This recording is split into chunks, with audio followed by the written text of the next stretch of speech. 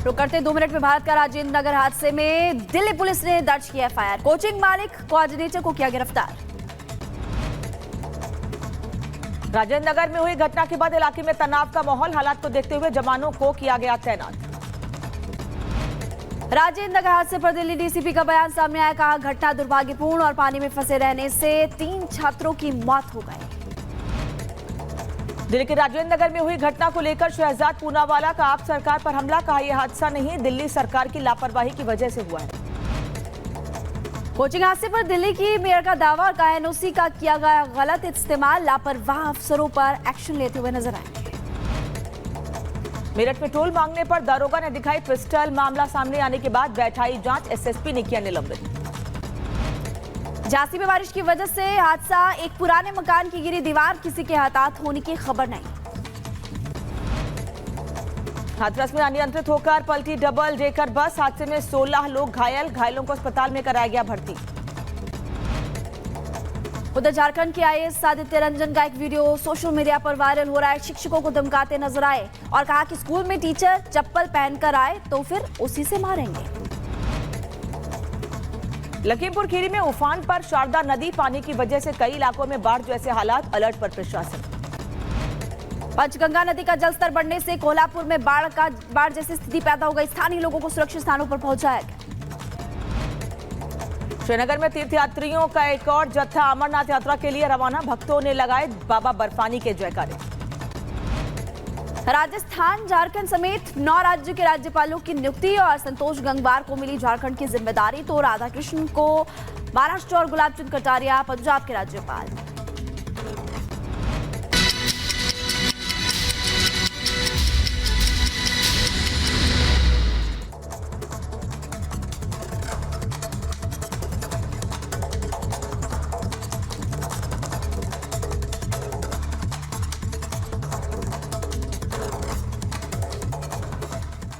दस महीने से ज्यादा का वक्त हो चुका है।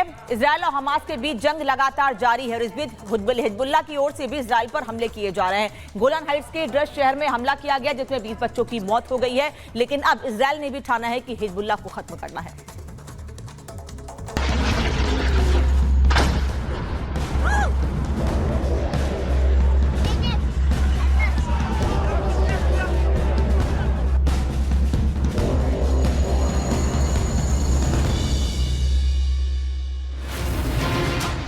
हाइट्स में फुटबॉल स्टेडियम पर हिजबुल्लाह का हमला। अब इजराइल लेगा तबाही वाला बदला। 10 से ज्यादा बच्चों की मौत। लेबनान को आईडीएफ पहुंचाएगी चोट। इजराइल की डेडलाइन, लेबनान नक्शे से होगा क्लीन। लेबनान की आतंकी संगठन हिजबुल्लाह ने इजराइल के नियंत्रण वाला गोलन हाइट्स पर हमला किया। वहां के ड्रज शहर पर हिजबुल्लाह ने एक प्लेग्राउंड पर रॉकेट से अटैक किया। यह हमला तब हुआ जब वहां कई बच्चे फुटबॉल खेल रहे थे। हिजबुल्लाह ने रॉकेट दागे जिसमें 10 से ज्यादा बच्चों की मौत हो गई तो वहीं 20 से ज्यादा लोग जख्मी हो गए जिनकी उम्र 10 से 20 साल के बीच है। हिजबुल्लाह के अटैक के बाद प्लेग्राउंड में बच्चों के शव बिखरे नजर आए। वहां अफरा तफरी मच गई। रॉकेट लगने से बच्चे गंभीर रूप से झुलस गए। उन्हें तुरंत अस्पताल पहुंचाया गया।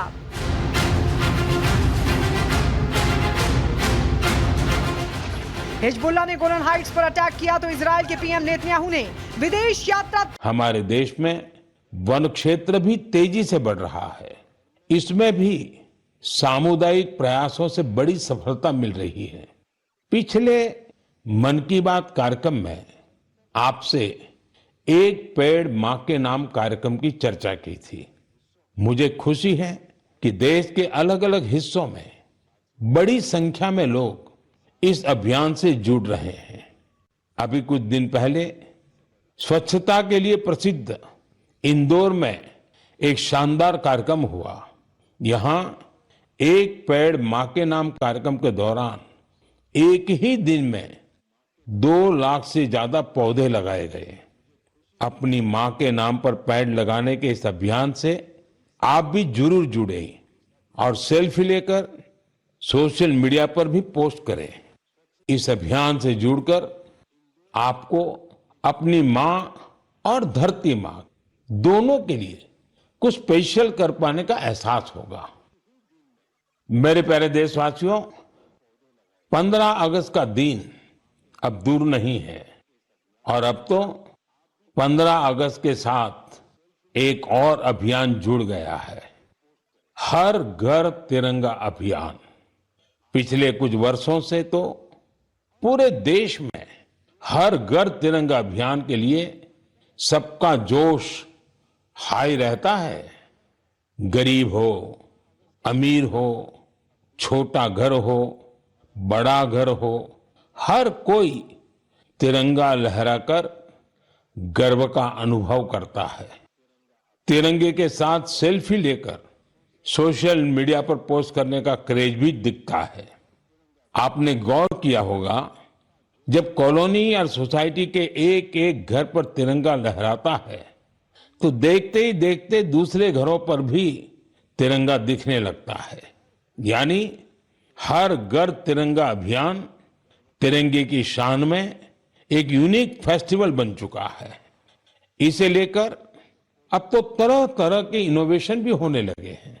15 अगस्त आते आते घर में, दफ्तर में, कार में तिरंगा लगाने के लिए तरह तरह के प्रोडक्ट दिखने लगते हैं। कुछ लोग तो तिरंगा अपने दोस्तों पड़ोसियों को बांटते भी है। तिरंगे को लेकर ये उल्लास, ये उमंग हमें एक दूसरे से जोड़ती है।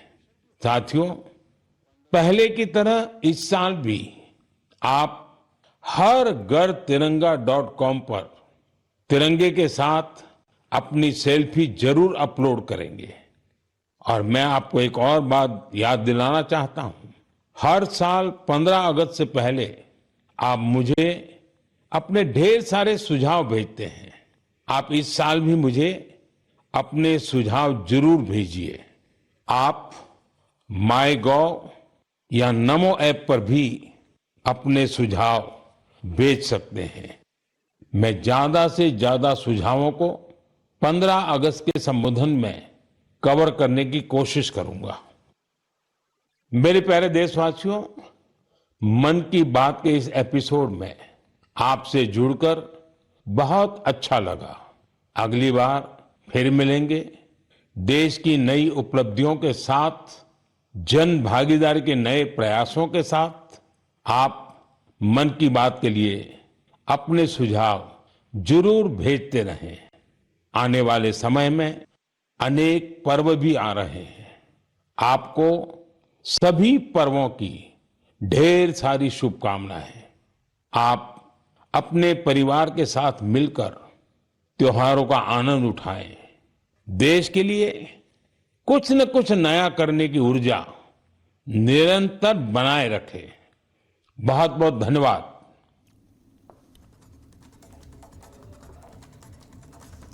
तो प्रधानमंत्री नरेंद्र मोदी मन की बात कर रहे थे, 112वां एपिसोड, जिसमें उन्होंने कई महत्वपूर्ण बातें कही। आने वाले समय में कई त्योहार हैं, त्योहारों की तैयारी, उसकी शुभकामनाएं, और साथ ही 15 अगस्त को लेकर भी प्रधानमंत्री ने खास मैसेज दिया। और चलिए खबरों में आगे बढ़ते और बात करते हैं उत्तर प्रदेश की, क्योंकि उत्तर प्रदेश में हम लगातार देख रहे हैं कि अवैध निर्माण के खिलाफ योगी सरकार लगातार एक्शन मोड में नजर आ रही है। खबर सामने आई है बनारस से, जहां पर 2 होटलों पर बड़ी कार्रवाई की गई। क्यों ये कार्रवाई की गई और आखिर क्या कार्रवाई की गई है, आपको इस रिपोर्ट के जरिए बताते हैं।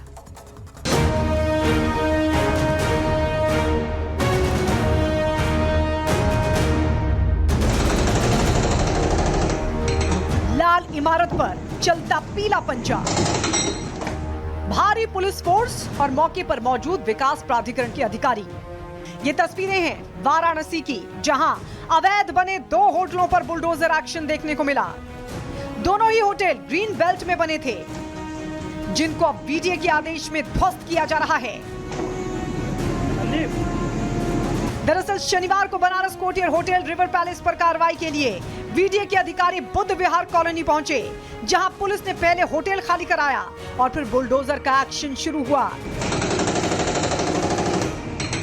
दोनों होटल 5 मंजिला हैं, जिसमें कुल 90 कमरे हैं। जानकारी देते हुए वीडियो के उपाध्यक्ष पुलकित गर्ग ने बताया कि दोनों होटल वरुणा नदी के 50 मीटर के दायरे में हैं। होटल मालिकों ने कई प्लॉट मिलाकर 2 होटल बना लिए। वीडीए से इसके लिए कोई मंजूरी नहीं ली गई। जब ध्वस्तीकरण का आदेश जारी हुआ तो होटल मालिकों ने कमिश्नर के पास अपील की। फिर मामला प्रशासन और कोर्ट में गया। कोर्ट ने कहा कि प्रशासन फैसला करेगा। इसके बाद प्रशासन ने मामले को खारिज कर दिया। बाद में 2017-18 में भी होटल मालिकों ने ध्वस्तीकरण की कार्रवाई को रोका तो होटल मालिकों के खिलाफ एफआईआर दर्ज की गई। पिछले हफ्ते भी होटल खाली करने का नोटिस दिया लेकिन इन्होंने नहीं माना। जिस समय इन्होंने नक्शा पास कराया तो मात्र G+2 का आवासीय नक्शा पास कराया था, वो भी प्लॉट संख्या 20 में। उसके अलावा इन्होंने 5 प्लॉट्स को इकट्ठे कंबाइन कर लिया और 2019 में ही इनका फिर से खारिज हो गया शासन से भी। ये ऑर्डर्स जो हैं कम से कम 6-7 साल पहले पारित किए गए थे। इनको उस समय भी प्रयास किया, 2017 में भी एफआईआर भी की गई। जब यहाँ पे टीम आई यहाँ पे डेमोलिशन करने के लिए तो इनके द्वारा उस टीम को भी रोका गया कि हम नहीं करने देंगे कार्य। उस समय भी इनके खिलाफ एफआईआर हुआ था। इसलिए 1 हफ्ते से हम लगातार इनको नोटिस दे रहे हैं कि आप अपना ये खाली कर दीजिए, लेकिन इनके द्वारा फिर भी जो है कोई रुचि नहीं ली गई किसी भी प्रकार की। हालांकि शनिवार को शुरू हुई कार्रवाई आज भी जारी रहेगी, लेकिन परिजनों का आरोप है कि आनन फानन में बुलडोजर कार्रवाई की गई। तो वहीं बीजे के अधिकारियों का कहना है कि पहले भी कार्रवाई की कोशिश की गई थी लेकिन होटल मालिक अपने परिवार को आगे करके बचने की कोशिश करते रहे हैं। Bureau report, Republic Bharat.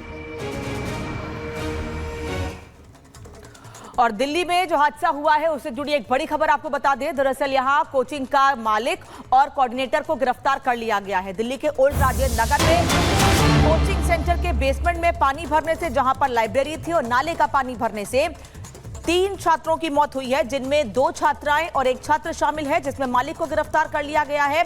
साथ ही मालिक के साथ साथ कोऑर्डिनेटर को भी गिरफ्तार कर लिया गया है। दिल्ली हादसे कोचिंग में जो बड़ा हादसा हुआ है उससे जुड़ी बड़ी अपडेट आपको बता रहे हैं। राव IAS कोचिंग का कोऑर्डिनेटर